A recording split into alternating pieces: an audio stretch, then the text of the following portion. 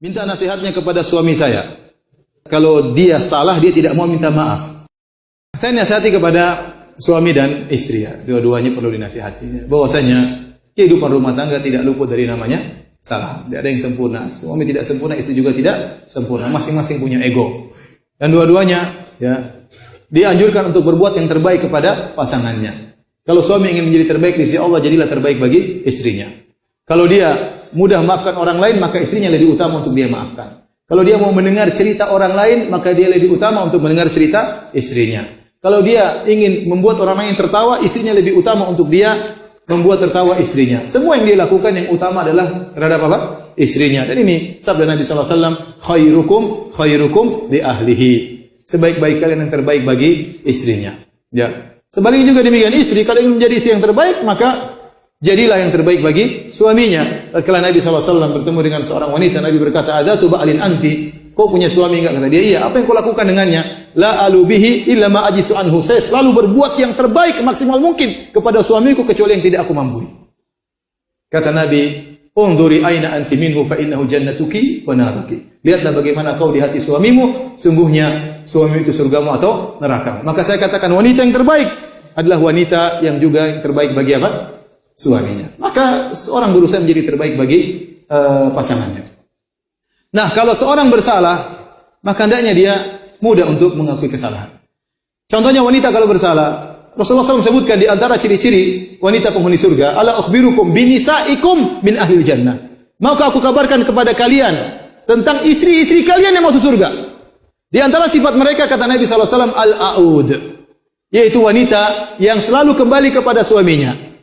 Idza dzalamat aw dzulimat, kata Nabi SAW, jika dia berbuat salah kepada suaminya atau bahkan dia dizalimi oleh suaminya, maka dia pun pergi kepada suaminya hatta tadha'a yadaha ala yadihi, kemudian dia meletakkan tangannya di atas tangan suaminya, kemudian dia berkata, la adzuqu ghamdan hatta tarda, wahai suamiku, aku tidak bisa tidur sampai kau ridho kepadaku.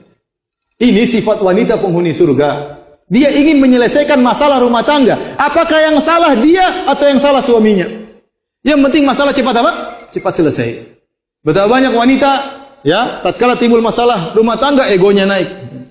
Egonya naik. Baik dia yang benar, demikian juga kalau dia salah. Dia salah saja tidak meminta maaf, apalagi kalau dia yang benar.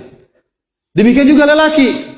Kalau punya kesalahan, segera minta maaf. Latih diri kita untuk berkata, kalau tidak berani ngomong dengan langsung, tulis di WA, "Maafkan aku, buah hatiku."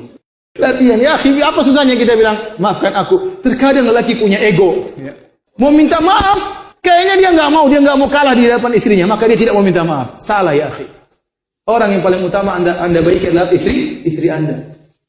Orang yang paling utama anda baik adalah istri Anda. Dan perlu saya ingatkan kepada istri, suami, terkadang suami kita memiliki sifat seperti begitu. Dia tidak mampu untuk meminta maaf dengan kata-kata, tapi bisa jadi dia minta maaf dengan perbuatan. Maka terimalah, begitulah gaya dia minta maaf. Contoh, terjadi permasalahan, kemudian suaminya akhirnya tahu dia salah, maka kemudian dia datang, masuk ke kamar, kemudian dipijit kaki anti. Itu artinya, maafkan daku. Meskipun dia tidak ngomong dengan kata-kata, dia mijit-mijit itu berarti dia minta maaf. Contoh lagi, dia datang, kemudian dia berkata kepada anti, "Sayang." Dia udah panggil sayang, itu berarti sudah minta maaf itu. "Sayang, mandi ganti baju, kita makan di luar." Nah, itu berarti maafkan aku. Tidak semua orang bisa minta maaf dengan kata-kata, baik laki maupun perempuan. Kalau istri pun demikian punya salah, kemudian dia bikinkan kopi, dia gorengkan telur, kemudian dia taruh di sisi kita, berarti dia minta maaf. Sudah ngapain kita perpanjang masalah? Suami istri permasalahan yang menderita siapa? Kita yang menderita. Saya sering sampaikan kalau kita punya masalah sama orang jauh, kita ribut tiap hari, nggak ada masalah, kita nggak lihat dia nggak lihat kita. Tapi kalau kita bermasalah dengan orang dekat kita, bermasalah dengan orang di kantor, tiap hari ketemu dengan dia, repot kita, menderita. Bermasalah dengan tetangga, kita menderita. Setiap hari ketemu dia, tiap hari lihat dia jengkel, hati kita, berarti kita menderita. Kita ini hidup sudah setengah mati untuk bahagia. Jangan kebahagiaan kita yang sebentar dirusak dengan ribut dengan orang. Apalagi kita ribut sama istri. Sudahlah kita mengalah.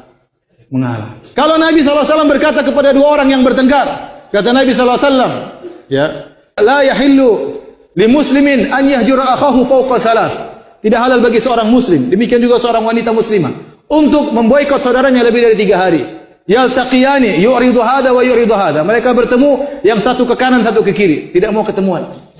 Kata Nabi sallallahu alaihi wasallam, wa khairuhuma alladhi yabda'u bisalam. Yang terbaik di antara keduanya yang pertama kali mengucapkan salam. Nabi tidak berkata yang pertama kali, yang terbaik di antara keduanya yang mengaku salahnya, tidak. Tapi Nabi tinjau dari pertama yang punya niat baik untuk menyelesaikan permasalahan. Apakah dia salah atau dia benar? Wa khairuhuma alladhi yabda'u bisalam. Yang terbaik di antara keduanya adalah yang memulai dengan mengucapkan salam. Apalagi suami istri.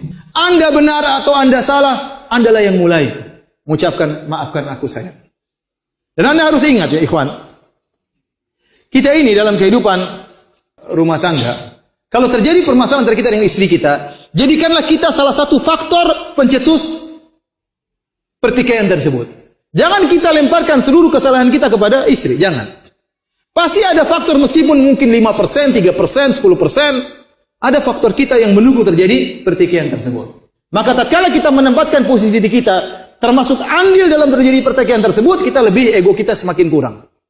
Tapi kalau kita melemparkan 100% salah istri kita, ya maka kemudian kita semakin arogan.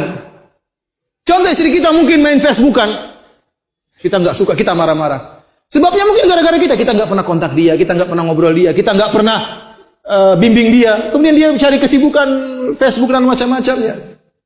Akhirnya kita marah-marah, padahal kesalahan dia di antara dampak dari kesalahan apa? Kesalahan kita. Allah Ta'ala alam bisawab.